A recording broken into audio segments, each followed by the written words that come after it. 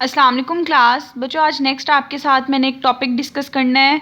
ये आपके पास basically कैंटर्स theorem की ही एक टाइप है। इसकी स्टेटमेंट पहले भी मैं आपको बता चुकी हुई हूँ जब मैंने आप लोगों को पार्शियल ऑर्डरिंग का करवाया था। ये कैंटर्स आपके पास थ्योरम है, कैंटर्स क्रॉडर ये आपके पास बर्नस्टेन थ्योरम है। इस थ्योरम की स्टेटमेंट आज आपको करवानी है, इसका प्रूफ करवाना है और इससे रिलेटेड कुछ क्वेश्चंस करवाने हैं आपको। उसके बाद आपका ये टॉपिक कंप्लीट हो जाएगा। तो देखिए, सबसे पहले आपके पास इस थ्योरम की स्टेटमेंट क्या है। इस थ्योरम की स्टेटमेंट डिफरेंट तरह आपको आ सकती है। 3 तरह इसकी स्टेटमेंट पेपर में पूछी जा सकती है। पहली स्टेटमेंट ये हो सकती है कि if A less than equal to B हो and B less than equal to A हो, देन आपने शो करवाना है कि ए इक्विवेलेंट है बी के। इस टाइप में भी आपकी स्टेटमेंट आ सकती है। अदरवाइज आप ऐसे भी कह सकते हो, अगर ए सेट का cardinal number less than equal to दूसरे सेट के कार्डिनल नंबर से है एंड सेकंड का कार्डिनल नंबर पहले सेट के कार्डिनल नंबर से लेस है तो इसको इक्वल शो करवाएं। कार्डिनल नंबर की फॉर्म में भी ये बच्चों आपसे पूछी जा सकती है कि दोनों में सेम रिलेशन करने के बाद वो इक्वालिटी आए, या सेट्स में ये चीज़ पूछी जा सकती है और इक्विवेलेंट की कंडीशन बता दी जा सकती है। इक्विवेलेंट भी बेसिकली यही होता है, किसी भी सेट को अगर आप इक्विवेलेंट शो करवाते हो इसका मतलब ये होता है कि उनके कार्डिनल नंबर इक्वल होते हैं। तो ये आपके साथ इस फॉर्म में भी पूछी जा सकती है। जैसे कि आपको पता है Z और N ये दोनों आपके पास इक्विवेलेंट है। ये दोनों इक्विवेलेंट है, आपको पता है Z का कार्डिनल नंबर भी अल्फा नल है, इसका कार्डिनल नंबर भी अल्फा नल है। अगर ये दोनों इक्विवेलेंट है इसका मतलब ये इनके कार्डिनल नंबर्स आपस में इक्वल हैं। तो यही बात ये थ्योरम कहता है कि अगर दो सेट आपस में इक्विवेलेंट हैं तो इसका मतलब ये उनके कार्डिनल नंबर आपस में इक्वल हैं। या ये कह सकते हो अगर एक का कार्डिनल नंबर दूसरे से लेस देन इक्वल टू है, दूसरे का पहले से लेस देन इक्वल टू है तो इक्वालिटी होल्ड करती है। ठीक है, ये आपके पास इक्विवेलेंट की फॉर्म में इस तरह भी स्टेटमेंट कही जा सकती है कि if A and B are two sets, कि अगर ए और बी आपके पास कोई से दो सेट्स हैं such that A is equivalent to a subset of B, कि ए बी के किसी सबसेट के इक्विवेलेंट है and B is equivalent to a subset of A, then A is equivalent to B. यानी कि अगर ए आपके पास बी के किसी भी सबसेट के इक्विवेलेंट है, लेट से वो B1 है, और सेकंड बात कही है कि अगर बी आपके पास ए के किसी सबसेट के इक्विवेलेंट है तो आपने ये चीज़ शो करवानी है कि ए और बी आपस में इक्विवेलेंट है। सबसेट के इक्विवेलेंट होने का मतलब यही होता है कि वो आपके पास less than equal to B है। इस बात का मतलब ये है कि B less than equal to A, क्योंकि वो डायरेक्ट उसके इक्विवेलेंट नहीं है, वो उसके सबसेट्स के इक्विवेलेंट है। तो इन दोनों कंडीशंस के बाद ये चीज़ शो करवानी है कि ये दोनों इक्विवेलेंट है। इक्विवेलेंट यही चीज़ बच्चों आपके पास बेसिकली आ गई है। ठीक है, अब इसको प्रूफ में करते हैं हम।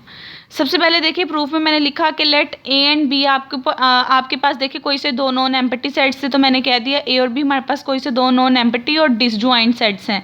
डिसजॉइंट सेट्स से इसका मतलब ये ए और बी के दरमियान कुछ भी कॉमन नहीं आता, उनकी इंटरसेक्शन फाई है। हमने कोई से दो सेट्स ले लिए। अब देखिए, पहले उन्होंने क्वेश्चन में कहा हुआ है कि ए किसी सबसेट के इक्विवेलेंट है, इसी तरह बी उसके किसी सबसेट के इक्विवेलेंट है। तो मैं एक फंक्शन एफ फ्रॉम ए से भी ले लेती हूँ, जी फ्रॉम बी टू ए ले लेती हूँ। इस तरह का ले लेती हूँ कि जो एफ ऑफ ए है वो B1 पे मैप कर रहा है और जो जी ऑफ बी है आपके पास देखें वो A1 पे मैप कर रहा है। ये B1 पे मैप क्यों कर रहा है? क्योंकि क्वेश्चन के अंदर हमें खुद कहा ये एक ऐसा फंक्शन है जो कि आपके पास B के किसी सबसेट के इक्विवेलेंट है। B के किसी सबसेट के इक्विवेलेंट है तो मैंने कह दिया B1 है, कोई सबसेट है जो B का, तो F of A equal to B1 है। ये बात अभी मैंने जस्ट जो स्टेटमेंट में कही हुई है उसके अकॉर्डिंग उसे मैंने मैथ्स की फॉर्म में लिख दिया है कि एफ कोई भी फंक्शन A से B पे है और वो उसके B के सबसेट के इक्विवेलेंट था, तो मैंने एक एलिमेंट बता दिया B का कोई सबसेट B1 ले दिया और बता दिया कि F of A equal to B है। और यही बात देखें इसके आगे ये लिखा है, क्योंकि हमें गिवन था कि ए बी के किसी सबसेट के इक्विवेलेंट है तो मैंने वो सबसेट को B1 का नेम दे के बता दिया कि ए इक्विवेलेंट है B1 के।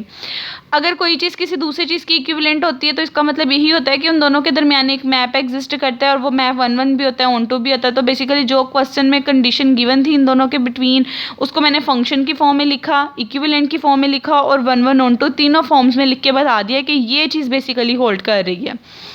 सिमिलरली दूसरी बात उन्होंने ये कही हुई थी कि जी जो है आपके पास कोई सेट बी जो है वो इक्विवेलेंट है ए के किसी सबसेट के, तो हमने ए का कोई सबसेट ले लिया A1 और सेम यही सिचुएशन से कह दिया जी अगर बी से ए पे कोई फंक्शन है तो किस टाइप का फंक्शन है कि जी ऑफ बी जो है वो A1 के इक्वल आता है। यही चीज़ लिखी है कि G of B equal to A1 है, यानी A1 ए का कोई सबसेट था, डैट्स वाई। अब देखें आपके पास जी ऑफ बी बेसिकली ए के कंटेन कर रहा है, ए के इक्वल नहीं, क्योंकि उसके किसी सबसेट के इक्वल है। ये चीज़ आ गई आपके पास। अगर जी ऑफ बी किसी ए के सबसेट के इक्वल है इसका मतलब ये होगा कि A1 जो है वो इक्विवेलेंट है बी के। जैसे देखिए आपके पास इन दोनों के दरमियान मैप एग्जिस्ट कर रहा था तो हमने कहा ये दोनों आपस में इक्विवेलेंट है। इसी तरह यहाँ पे देखें बी और ए1 के बिटवीन मैप एग्जिस्ट कर रहा है तो हमने कह दिया यहाँ से पता चलता है कि बी इक्विवेलेंट है ए1 के। ये अभी हम सारा काम वही कर रहे हैं जो स्टेटमेंट के अंदर दिया हुआ है, उनकी बात हमने in form of words mathematical form में लिखी है। पहले ये बात थी कि ए हमारे पास बी के किसी सबसेट के इक्विवेलेंट है, उसे फंक्शन की फॉर्म में लिखा, सबसेट की फॉर्म में लिखा, इक्विवेलेंट की फॉर्म में लिखा। इसी तरह उन्होंने जी कहा था कि बी आपके पास किसी ए के सबसेट के इक्वल है तो हमने पहले जी बी से फंक्शन बताया, सबसेट के इक्विवेलेंट था, फंक्शन की फॉर्म में लिखा, फंक्शन की फॉर्म से देख के हमने बता दिया कि ये दोनों अगर फंक्शन की फॉर्म में इक्विवेलेंट है आपके पास तो इसको आप ऐसे लिख सकते हो बी इक्विवेलेंट है ए1 के। ये वो कंडीशन लिख दी जो हमें क्वेश्चन के अंदर गिवन थी। इसी कंडीशन को थ्रू डायग्राम भी बता दिया कि अगर ए सेट है, ये बी सेट है, ये ए का कोई सबसेट है, ये बी का कोई सबसेट है, तो ए से बी जो मैप है वो एफ है, बी जो बी से ए मैप है वो जी है। यहाँ पे आपके पास A1 A2 टाइप के एलिमेंट पड़े होंगे जो वहाँ जाके F of A1 F of A2 हो जाने हैं। यहाँ B1 B2 टाइप के एलिमेंट पड़े होंगे जो वहाँ जाके G of B1 G of B2 हो जाने हैं। ठीक है, अभी सिर्फ हमने कही हुई बात को वर्ड्स की फॉर्म में यहाँ तक लिखा है।